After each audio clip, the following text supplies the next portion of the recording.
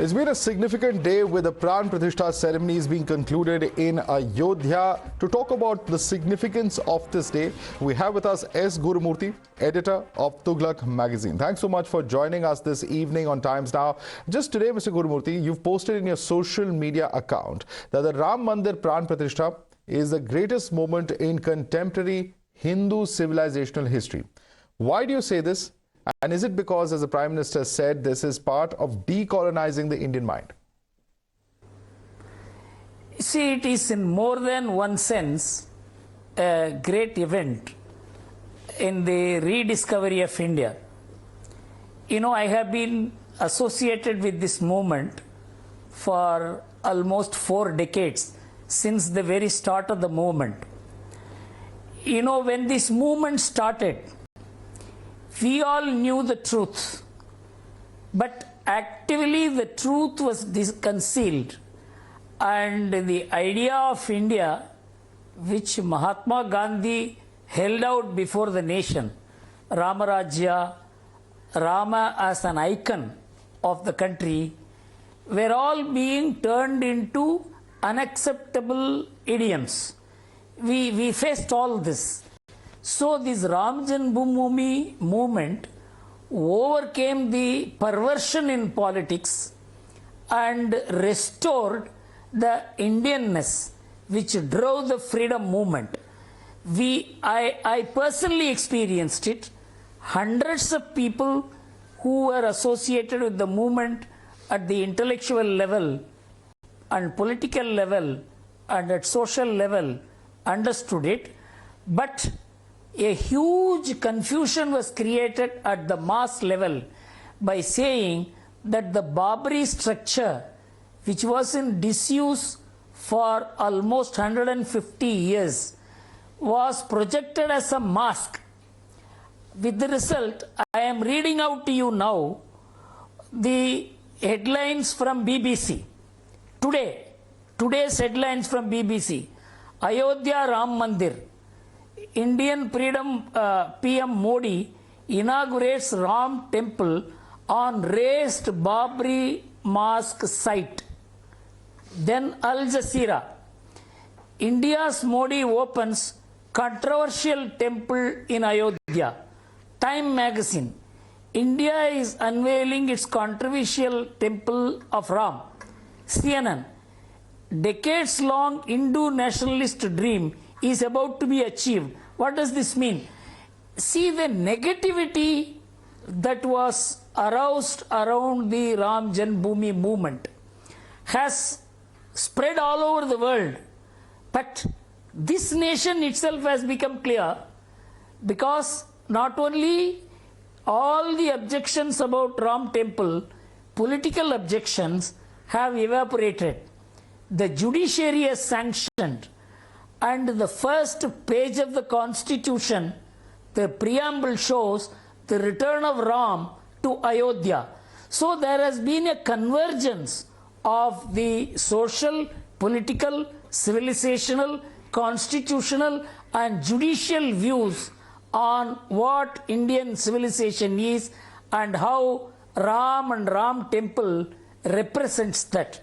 That is why I feel, and I am convinced, as one who underwent the trauma of 40 years of humiliation and being defamed as communal and anti-national forces, I feel that there is a revival, re-establishment and restoration of Indian civilizational pride.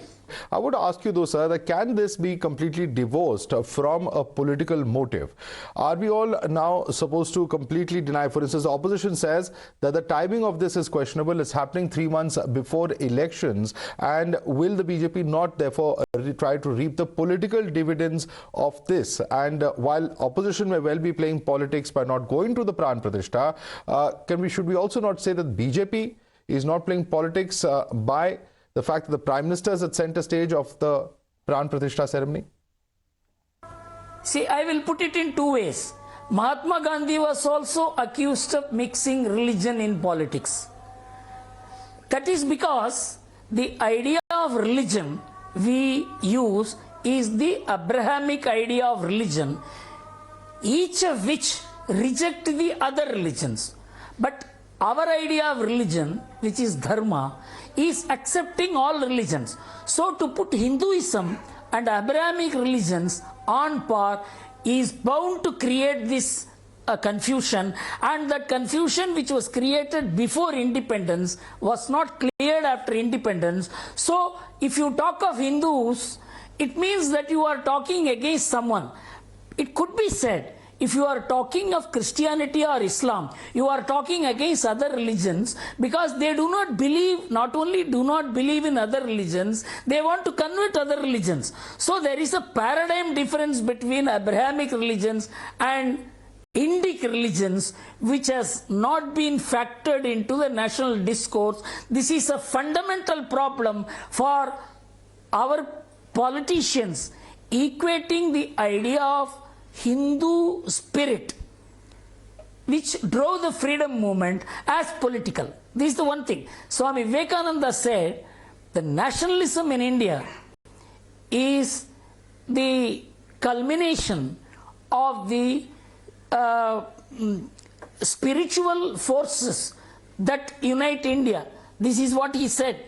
So there is a link between the ancient idea of India, which the word Hindu represents, and the freedom movement itself.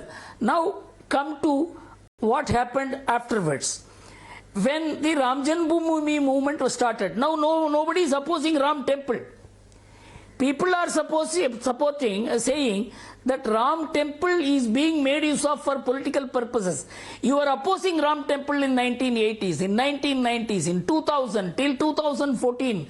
Now Ram Temple became a reality through, as the Prime Minister said, through patience, perseverance and maturity of the Indian people to wait for the highest court of the country to deliver justice. So the Hindus waited for so long, the nation waited for so long, and the outcome is the Ram Temple.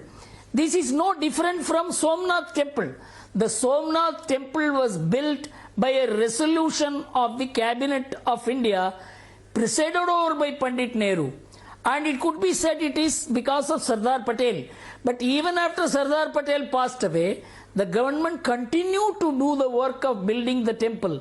And the temple was consecrated in 1951, long after Sardar Patel passed away. Of course, Jawaharlal Nehru's mind was confused about whether the president should participate or not. The president said, I am participating because it is a government project.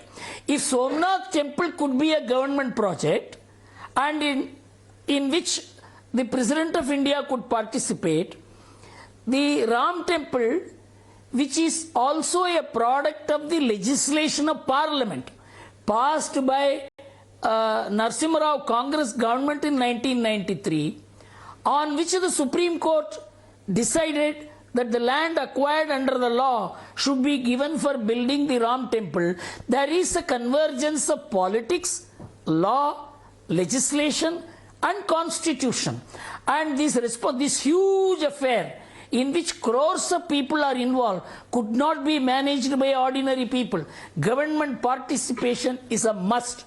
But in this case, it is the BJP, it is the RSS, it is the Hindu sadhus and sons, and millions of Karseviks participated, and the representatives of this movement politically was Modi and socially was Mohan Rao Bhagwat, and this is not a political project. It is a converged project. People who talk it is a political project do not know the history of either Ram Janmabhoomi movement or the freedom movement or the Somnath Temple consecration.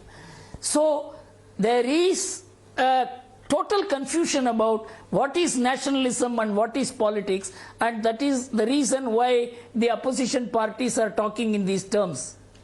Mr. Gurumurthy, hailing from the state of Tamil Nadu, where there's a pitched political battle being fought. In fact, the BJP is accusing the state government of placing restrictions on religious activity in the state around the Pran Pratishtha. Is that a fact? You see, I can understand if the state lays restrictions on celebrations on the street or in a public place, saying that it can create law and order problem. Even that is not true. If they did it, it is wrong. But what they did was much worse. They said inside the Hindu temples, you cannot be celebrating the Prana Pratishtha and you cannot be displaying the television showing the Prana Pratishtha. This is completely in tune with the Dravidian anti-Hindu idea. It is not politics. It is an anti-national idea. It has been brought into politics, smuggled into politics through the idea of pseudo-secularism. It is an anti-Hindu idea, anti-national idea by a political force which has its roots in seeking to divide India as Dravidistan. And it is unfortunate the so-called secular parties support this anti-national view smuggled into politics through pseudo-secularism.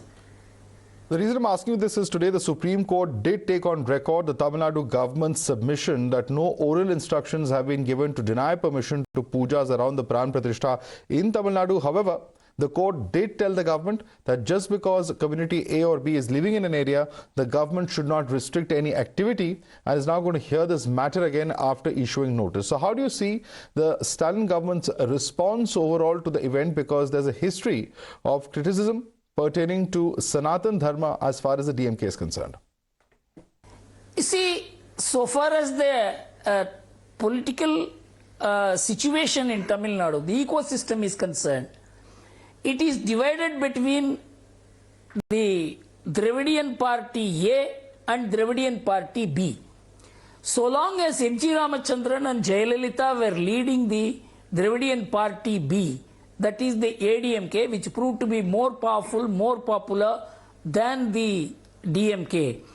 The idea of nationalism, the idea of pure secularism, the idea of being equal to all religions was being observed by the ADMK.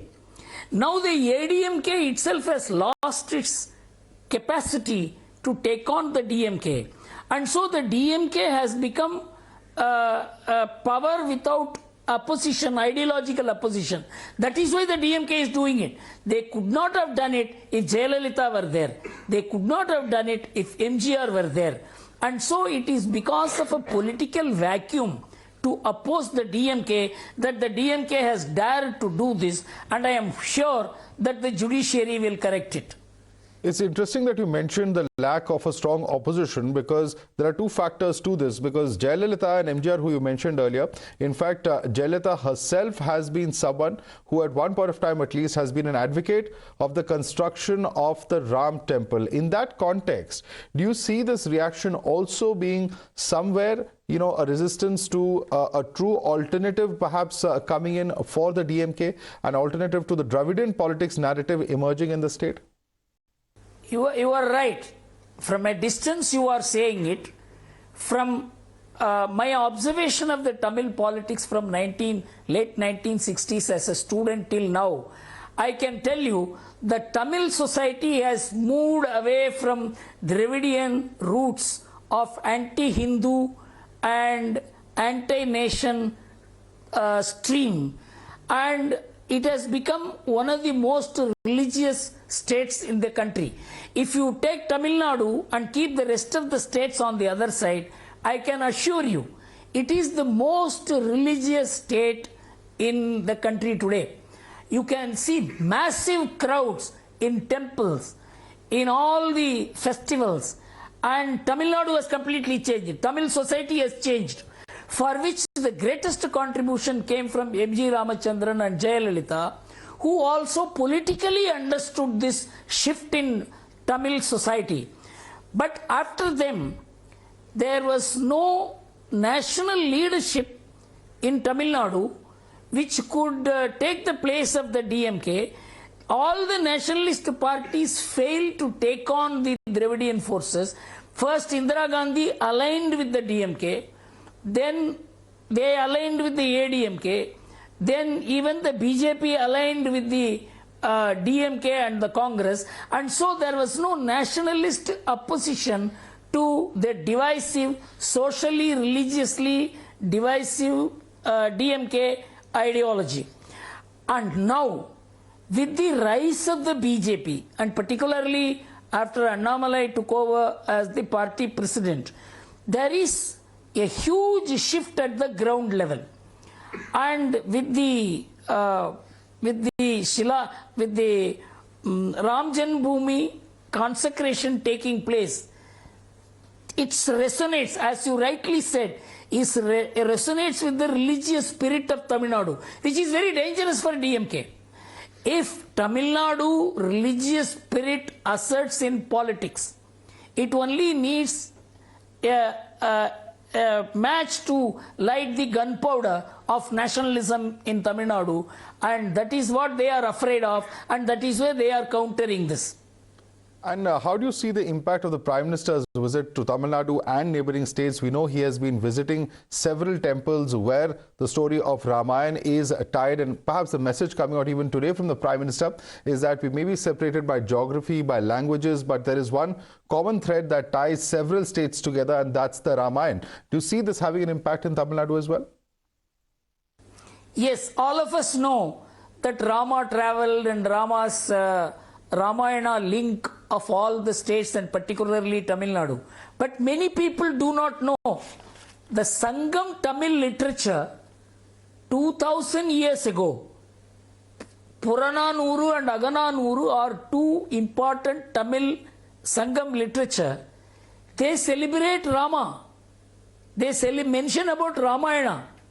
And then Silappatikaram, which is a literature 2000 years old, written by one Jain sadhu. It says Rama is divine.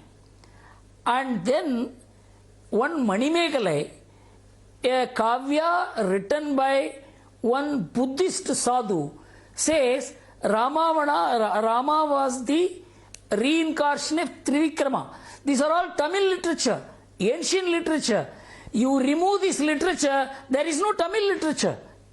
So this is the integration between Tamil and North, Tamil Nadu and North. All this has been suppressed by an agenda-based education, and the Prime Minister's visit is recalling this ancient connection between Tamil Nadu and Sri Rama. It's a huge political shift that is taking place in the discourse. Very interesting that you mentioned the linkages of North and South, because in terms of religious practices that this Pran Pratishtha signifies, and also several other aspects, like for instance the sculptor of the deity is from Mysuru, bringing his own local style to the north of India. How do you see this? 100%. There is no North and South in culture. There is an interlacing idea that has brought this country together. Mahatma Gandhi mentions this in his Hind Swaraj. This country has been brought together by Kshetradana. People moving from one place to the country, one place of the country to the other. And in that sense, India is one in the sense in which no two Englishmen are. This is his reply to people who asked, is India one? He said India is one, and that is why the British could establish one rule. These things are not taught, not known, not discoursed, not discussed. That is why new questions are raised, which were answered by Mahatma Gandhi 100 years back in 1909. So the North-South divide is a contribution of the Englishmen through the Dravidian movement. But there are those who are objecting to this fusion of a state as well as religion. Pinarayi Vijayan, for instance, Kerala Chief Minister, has come out to say that the two should not be mixed, that this is a religious event in which government has intervened, and that's why he's fulfilling his constitutional obligation by, for instance, not participating in the Pran Pratishtha ceremony. There are those who are also questioning whether the Dhanipur mosque in Ayodhya, when it's ready, will also receive support from the powers that be in the government. For instance, the Prime Minister also going and inaugurating it if he's invited. You see, so far as Ram Temple is concerned, it is being built on the basis of a precedent setup in Somnath.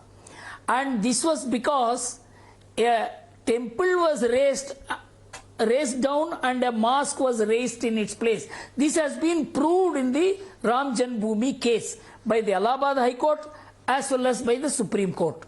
So that responsibility of restoring, because it is those kings who destroyed the temple and built the mosque, and so the responsibility fell on the successor governments.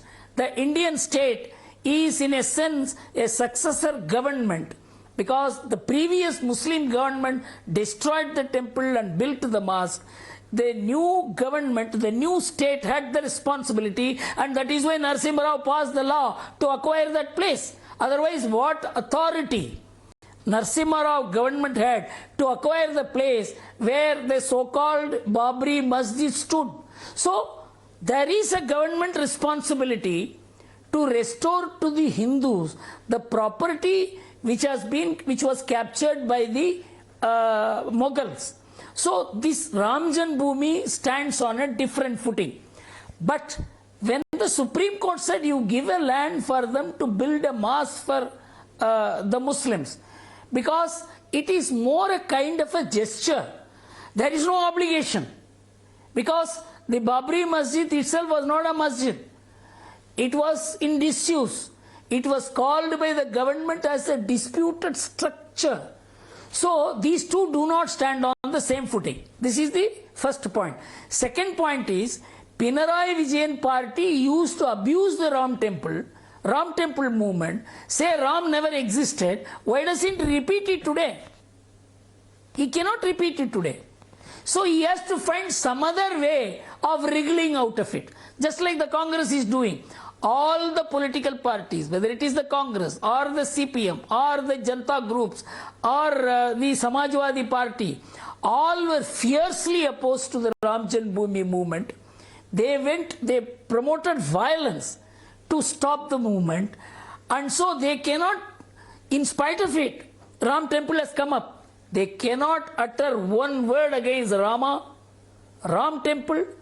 Irfan Habib, who kept on abusing the Hindus for saying Rama existed, now he is making a statement, we made a mistake, we should have given it to the Hindus.